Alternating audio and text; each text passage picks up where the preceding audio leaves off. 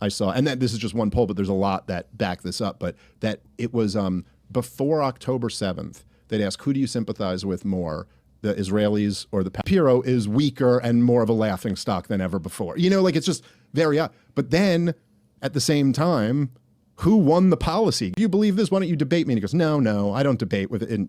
But he's kind of right in a way that is my response. Of course. I mean, I only have one speed. It's all I know how to do. Like, come podcast with me. Like, I don't know anything else. He'll debate a 19-year-old gender confused kid because he knows he can win that debate. Yeah. You know, it's not that kid's more serious than me. Those boys died for nothing. That's over. And if you continue this, more boys will die for nothing. That's correct. Look, I need you to pay very close attention to what you're about to watch here. Because Dave Smith just laid out something that should absolutely terrify the establishment. And it's backed up by actual polling data. We're talking about a 50-point swing in public opinion on Israel-Palestine in just 2 years. 50 points. That doesn't just happen by accident, guys. That's what happens when people finally get access to information that isn't filtered through corporate media gatekeepers and AIPAC-approved talking points. And now we're watching in real time as the policy completely ignores what the American people actually want, which is exactly how this system is designed to work. Dave and Tucker are about to break down why we won the argument but lost the policy, and why that gap might be impossible to sustain. Let's get into it. Broadly speaking, it's not only like we've won the debate, we've like just crushed the, you know, and it's not just me, there's lots of people involved in this, you more so probably than anyone. But when you see, like, you look at the polls, there was this one poll I saw, and this is just one poll, but there's a lot that back this up, but that it was before October 7th, they'd ask, who do you sympathize with more, the Israelis or the Palestinians? And it was plus 48 for the Israelis. Yeah. It's now plus 1 for the Palestinians. And in the U.S. In the U.S. And to just think, so basically a 50-point shift in a little over 2 years. And Tucker, I mean, I don't know, you were doing this for longer than me. When does that ever happen? When does any issue ever swing by 50 points in 2 years? It would be like if I were to tell you in 2 years, this country would be 95% pro-life. It's like, whoa. What happened in those 2 years? Yeah. Well, I mean, the pro-lifers must have really won the argument. You know what I mean? Like, and so now that we've had, for the first time ever, a media environment where, say, Israel is not completely protected. Like, what were the debates about supporting Israel on MSNBC or CNN? No, they don't exist. They never happen. You're not allowed to have those debates there. There's not, maybe like one kind of critical of Israel host will slip in here or there, but if he says too much, he's getting fired pretty quickly. And so we essentially won the debate. It's not close. It's not. There's not a question so of fast. Yes, in a very short period of time, because there was actually a fair, open media system now, where it was really democratized in a way, and so you can't look at you're bigger than you've ever been before. Candace Owens is bigger than she's ever been before. I know I'm bigger than I've ever been before. Ben Shapiro is weaker and more of a laughingstock than ever before. You know, like it's just very, but then at the same time, who won the policy game? Mark Levin. You know, the president is tweeting, go watch Mark Levin's show today. And his base, his voters are going, I think I'll check out Tucker Carlson. So anyway, there's just this very weird thing where, like, we won the argument. We had the national debate. We won. And yet we're at war with Iran on behalf of Israel. And I think what you're getting at is, like, that does just feel totally unsustainable. Like, there's either you got to clamp down on these guys like us, or you got to reverse the policy. And really hoping it's the latter. People don't like to be criticized for their mistakes, and I know this from having a wife and children.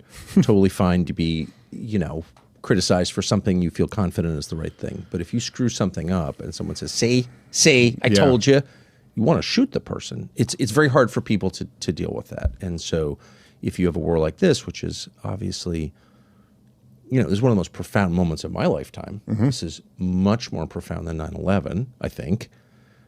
Thankfully, not as, relatively few Americans have died, but you can see that this is the end of something. And the consequences are very, very serious. In the middle of that, to criticize the decision to start the process that led to this, it feels like you're going to be punished for that. Yeah. Do you feel that? Yes, I know exactly what you mean. And I almost, like on some, I don't know, in some way I feel like the political thing or the wise calculation here would almost be to be like, Mr. President Trump, you did such a phenomenal job with this, and it's such a success that we should just stop right now and declare victory or something like, you know what I mean? But I'm just no good at being a political operative. I'm only good at telling the truth. Like it's all I only have one speed. Ben Shapiro called me out recently and called me a bunch of names, and then she said, I know, I can hear Dave right now saying, debate me, bro. Like, if you believe this, why don't you debate me? And he goes, no, I don't debate with it. But he's kind of right in a way that is my response. Of course. I mean, I only have one speed. It's all I know how to do. Like, come podcast with me. Like, I don't know anything else. So, well, because you're rooted in kind of the old America where, there was a free market, not just in the economy, but like intellectually, free market of ideas. Yeah, we're supposed to. Okay, so hold on. I need to stop right here because Dave just said something that explains literally everything about why the establishment is so terrified of independent media right now. He only has one speed. He only knows how to tell the truth. And that's exactly why Ben Shapiro won't debate him. Like, Dave called it out perfectly. Shapiro will debate a 19-year-old college kid about pronouns all day long because he knows he can win that. He can dunk on some confused kid and get his viral clip for the Daily Wire. But debate Dave Smith about foreign policy, about why we're going to war for Israel, about the donor money that flows through the entire system? Absolutely not, because he knows, and I know that he knows, that he would get absolutely demolished. And here's the thing about it. Dave's right about the numbers. A 50-point swing in 2 years. That is genuinely insane. Like, think about what that means. Before October 7th, Americans favored Israel by plus 48. Now it's plus 1 for the Palestinians. That's not just a shift, dude. That's a complete collapse of the narrative.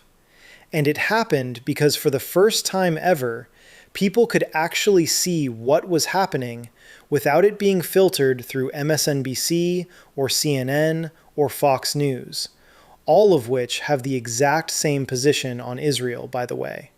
Follow the money on that one. It's the same donors writing checks to all of them. But here's where it gets really dark. We won the argument. The American people are with us. The polls prove it. Independent media is bigger than it's ever been. Tucker's bigger than ever. Candace Owens is bigger than ever. Dave's bigger than ever. Ben Shapiro is a laughingstock whose own audience is starting to see through the grift. And yet, and this is the part that should genuinely enrage you, we are still at war with Iran on behalf of Israel. American soldiers are dying. Our bases are getting hit. The global economy is taking damage. And for what? For a foreign country that our own people don't even support going to war for anymore. That gap between what the people want and what the policy actually is, that's the whole game right there. That's how you know this isn't a democracy anymore. It's a system where the donor class and the foreign lobbies write the checks. The politicians do what they're told, and the rest of us are just supposed to shut up and pay for it with our tax dollars and our kids' lives. Dave's absolutely right that this feels unsustainable, because it is. You can't run a country where the policy is this disconnected from public opinion forever. Either they clamp down on people like Dave and Tucker and Candace, which, let's be honest, they're trying to do, or the policy has to change. And I'm really hoping it's the latter, man. Because the alternative is we just keep sliding further into authoritarianism while pretending we're the land of the free. Let me know in the comments what you guys think. Do you think Trump actually understands how bad this has gotten?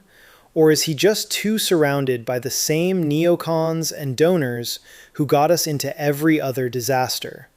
Drop your thoughts below. That the whole country was built on that. Yeah, idea. and so, but Ben Shapiro and et cetera, well, they don't share that view at all. He knows the ideas can't hold up. I mean, he'll debate a 19-year-old gender confused kid because he knows he can win that debate. Yeah. You know, it's not that kid's more serious than me. You know, that's not really the issue. But anyway, I guess.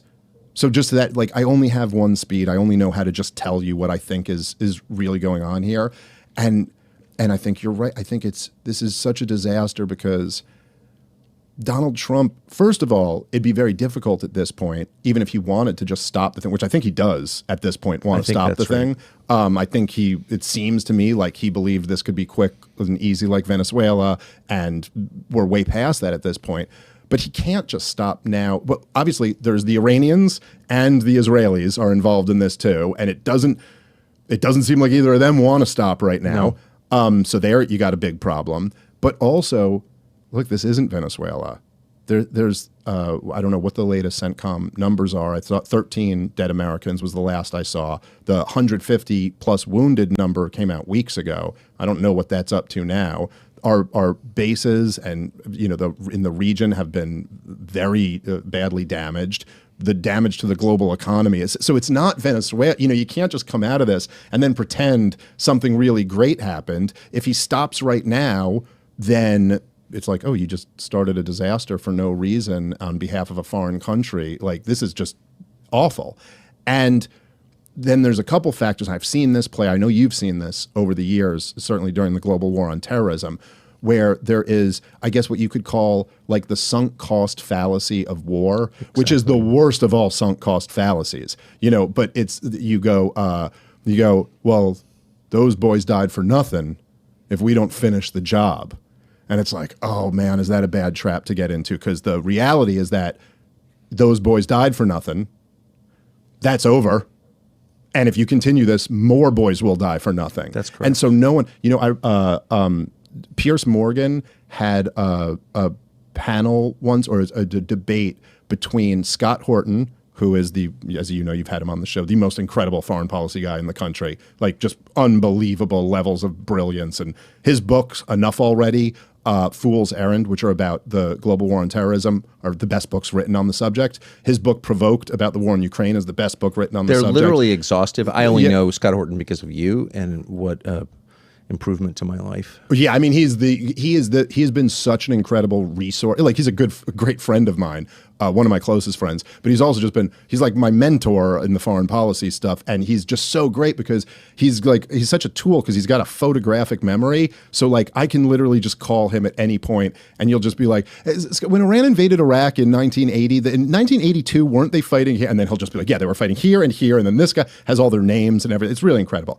But so he was debating Wesley Clark on Pierce Morgan's show. Talk about the new media world that we live in and how crazy it is now that Scott Horton gets to square off with the 4-star general.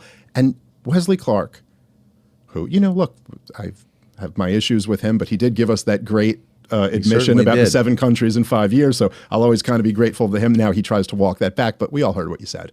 But he goes at one point talking about, I believe it was Gaza, if I'm getting this correct.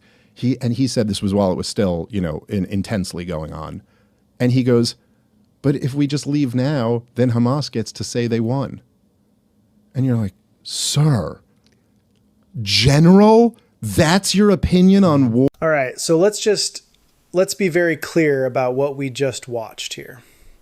Dave Smith and Tucker Carlson just systematically dismantled the entire pro-war propaganda machine.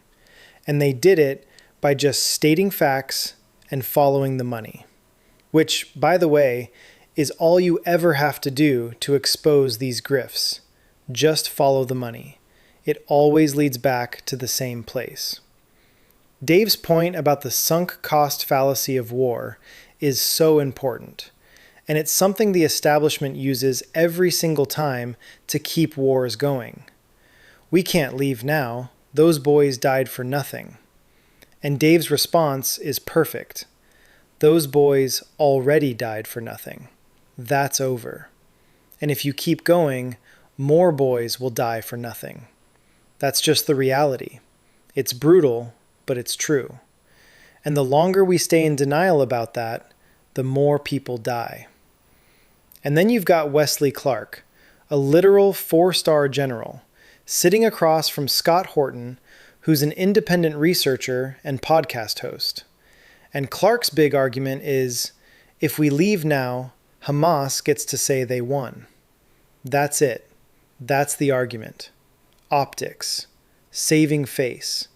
Not American interests, not American lives, not the will of the American people who don't want this war. Just, we can't let them say they won.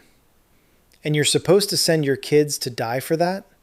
It's absolutely insane. Here's what Dave got right that I think is the most important thing. We won the argument, decisively. The American people are on our side. The polls prove it. Independent media is dominating. But we lost the policy. Because the policy was never about what the American people want.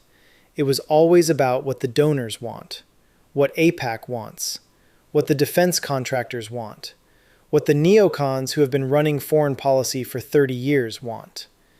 And until we break that grip, until we actually hold these people accountable and get the money out of politics, we're going to keep seeing this same pattern over and over. The people want peace. The elites want war. And the elites always win. But here's the thing, and this is why I'm actually weirdly optimistic despite how dark this is. That gap is unsustainable. Dave's right.